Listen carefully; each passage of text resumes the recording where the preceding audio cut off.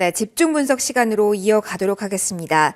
힘을 못 쓰던 시장이 서서히 좀 살아나는 모습입니다. 어떠한 변수들이 있을지 이대로 흐름 이어갈지 이에 대한 전략들 알아보는 시간 갖도록 할게요. 리딩투자증권 유성만 수석연구원과 이 시간 함께 하시죠. 어서 오십시오. 안녕하십니까. 안녕하세요. 오늘 장이 그래도 좀 기분 좋은 상승세, 특히 오후장으로 넘어가면서 더욱더 강한 탄력이 확인이 되고 있습니다. 여기서 이제 연구원님 관건은 이 상승세가 이어질까 여기에 있을 것 같은데요. 예. 상반기 좀 넓게 보면 어떻게 시장은 전망하고 계신지요? 예, 일단 상반기 같은 경우는 일단 좀 우리가 앞으로 이게 지켜봐야 될 게 일단 지금 당장 같은 경우가 일단 이 미국이 생각보다 이게 조금 이 QT 흔히 네. 말하는 그 양적 긴축을 어느 정도 속도로 일단 해야 될지 일단 그게 좀 일단 봐야 되고 그다음에 두 번째가 이제 그 LG 엔솔 이제 청약 이슈 때문에 좀 최근에 주가가 좀 눌려 있는데 네.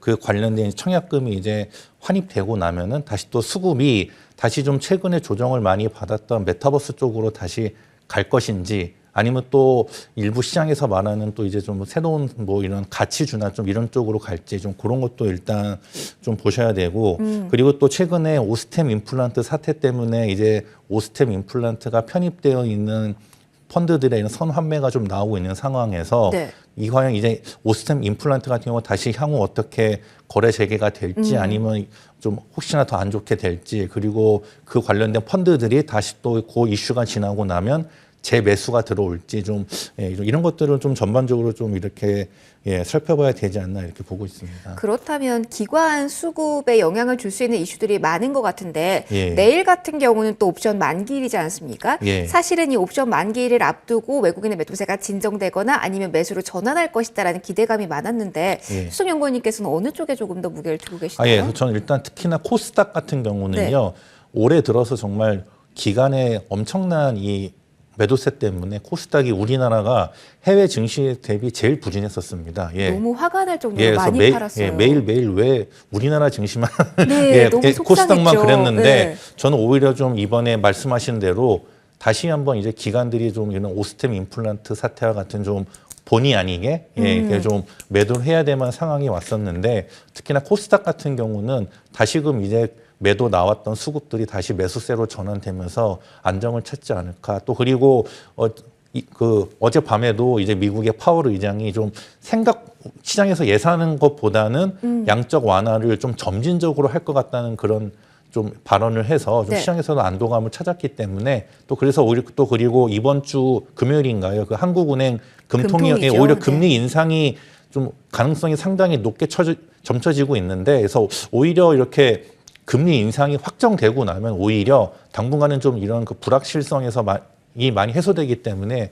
시장이 안정성을 찾으리라 보고 있습니다. 그러면 불확실성이 해소되면서 시장이 안정을 찾는 이 시점에서 지금은 어떻게 하는 게 최선의 전략이 될까요? 현금 확보 아니면 오히려 더 많은 비중의 주식 베팅 어느 쪽일까요? 아닙니다. 저는 오히려 그 가장 많이 듣는 질문이 이제 올해 1월 달에 원체 특히 코스닥이 많이 중소형주가 부진해서 맞아요. 오히려 좀 손실 나 있는 거를 뭐 손절을 해야 되는 건지 아니면은 뭐 현금 보유인지 오히려 이럴 때일수록 좀 주식 비중을 전 늘리시라고 말씀드리고 싶습니다. 오히려 봤을 때 평소에 눈여겨 보시던 거나 올해 좀 좋게 보시는 것 중에 좀 기술적 관점에서 좀 단기에 일시적으로 많이 조정받은 종목들에 대해서는 오히려 좀 주식 비중을 강하게 늘리시는 좋은 계기가 아닌가 이렇게 보고 있습니다. 오히려 기회가 될 수 있다라고 예. 말씀을 해주셨어요. 근데 워낙 코스닥 시장을 잘 아시니까요. 코스닥 같은 경우는 사실은 키워드, 테마에 따라서 급등락이 좀 있는 쪽이라 어느 쪽을 바라보고 투자를 하는지에 따라서 수익률의 차이가 너무 많이 나지 않습니까? 예, 맞습니다. 예. 그래서 어느 쪽을 봐야 될지 저희한테 좀 팁을 주신다면요. 그래서 그러니까 올해 일단 상반기 코스닥에서 좀 이렇게 봐야 될 부분이 역시나 첫 번째 당연히 메타버스인데요. 네. 메타버스는 작년에 이어서 올해도 내년에도 계속 될 겁니다. 다시 주도력을 갖는다. 그런데 이제 주의하실 게 메타버스가 이게 10년에 한 번 오는 메가 트렌드지 않습니까? 네.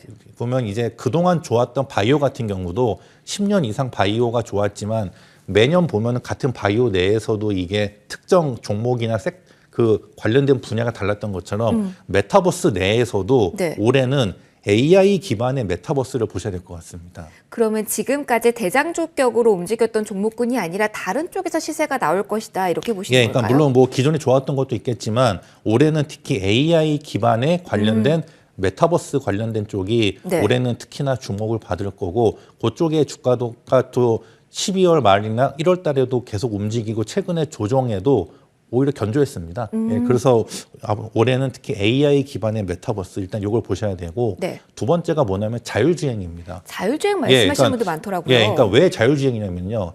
기존의 자율주행을 자동차의 관점에서 보면 네. 내연기관이건 뭐 하이브리드건 전기차건 수소차건 어차피 자율주행 될 거 아니냐 이런데 네. 이 자율주행이요. 메타버스랑 관련이 있습니다. 왜냐면요.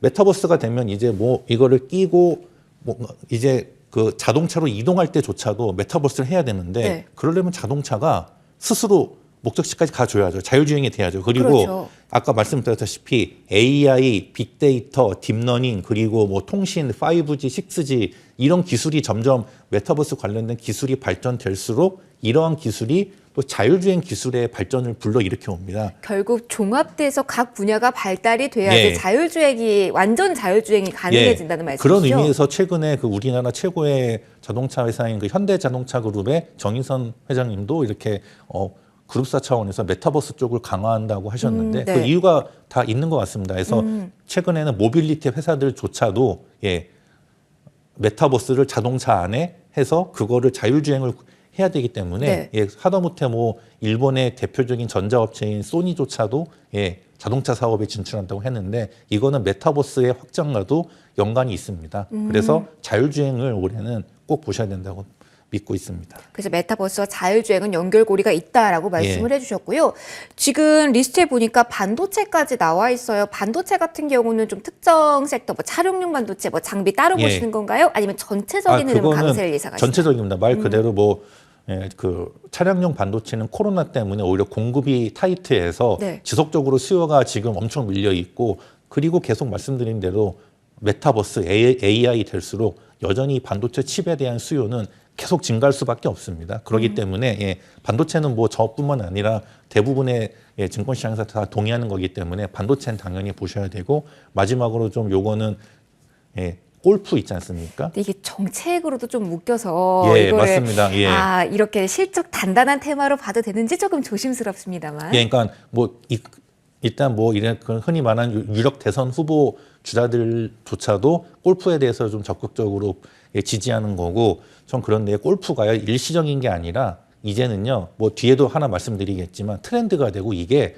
실적까지 나오고요 실적도 나와주는데 그 오히려 가치는 저평가는 또 가치주 성격도 가지고 있습니다. 그렇기 때문에 골프는 이제는 단순한 코로나로 인한 일시적 현상이 아니라 2030 특히나 여성 골프 인구까지 늘어나기 때문에 이제 이 골프는 앞으로 대한민국에서는 향후 한 10년, 20년 동안은 계속 유행하게 될 트렌드가 아닌가 보고 있습니다. 트렌드 그 안에 있다 이렇게 얘기를 해주셨어요. 예. 자, 이제 본격적으로 그러면 핵심은 어떤 종목을 공략해서 거기에서 수익을 내냐 여기에 있으니까요. 그 테마 안의 종목군들 보도록 하겠습니다. 예. 상반기에 가장 관심 있게 보는 종목들 연구님 뽑아오셨는데 일단 첫 어떤 거 번째는 먼저 볼까요? 셀바스 AI입니다. 셀바스 아까 AI. 처음에 제가 AI 기반의 메타버스라고 했지 않습니까? 네. 그러니까 뭐냐면요. 이게 일단 키워드는 음성 인식입니다. 혹시 여러분 그 영화 어벤져스 보면은 아이언맨이 왜 컴퓨터한테 말로 지시하는 걸 봅니다. 그 컴퓨터 이름이 자비스인가요? 네, 자비스 이거 띄워줘. 예, 맞습니다. 네. 많이 맞습니다. 네네. 그런데 지금은 우리가 스마트폰을 사용할 때 다 손으로 터치나 뭐 키보드를 통해 입력하지 않습니까? 네. 하지만 메타버스 플랫폼 안에서는 우리도 언어로 하고요. 또 그게 또 외국어로 번역이 되고 내 아바타에도 그거를 입혀야 됩니다. 그래서 우리나라 음성 인식 중에서 가장 앞선 기술을 가지고 있는 셀바스 AI가 수혜라고 생각합니다. 추가적으로 갈 수 있다 예. 이렇게 보셨고요. 예. 또 두 번째로 본다면 어떤 두 번째는 종목이 있을까요? A2E인데 이게 메타버스 플랫폼이 있습니다. 네. 메타버스 플랫폼 중에 모임이라고 있는데요.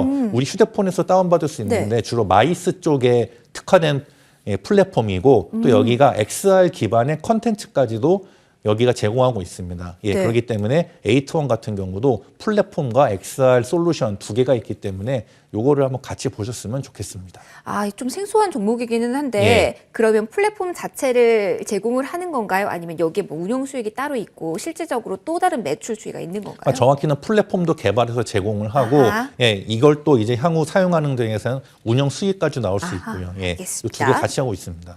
그렇다면 이제 마지막 한 종목만 짧게 볼게요. 시간이 더 있었으면 좋겠 좀 아쉽긴 합니다만. 네. 그다음 골프입니다. 크리스 FNC인데요. 네. 일단 고가 브랜드 판매 증가합니다. 예, 마스터반이나 파리게이츠 같은 고가 브랜드 ASP가 높은 제품의 판매 비중이 증가하고 있고 특히 온라인 자사몰 온라인 자사몰 하면 이게 판매 수수료가 없거든요. 그렇기 때문에 네. 마진이 오프라인 대비 거의 2배 이상입니다. 예, 그렇기 때문에 이게 실적도 작년도 최고 실적, 올해도 최고 실적. 예.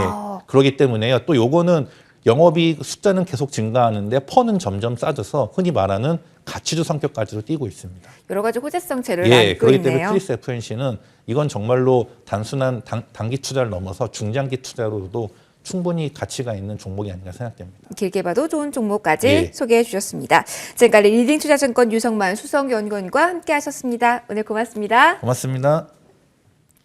시장의 탄력이 더 강화되고 있습니다. 코스닥의 외국인의 매수 전환 이와 함께 2% 넘게 강세 확인이 되고 있는데요. 어디까지 고점 찍을 수 있을지 이어지는 2부에서 마감 전략 꼼꼼하게 짜보시면 좋겠습니다. 저는 여기서 인사드릴게요. 오늘도 고맙습니다.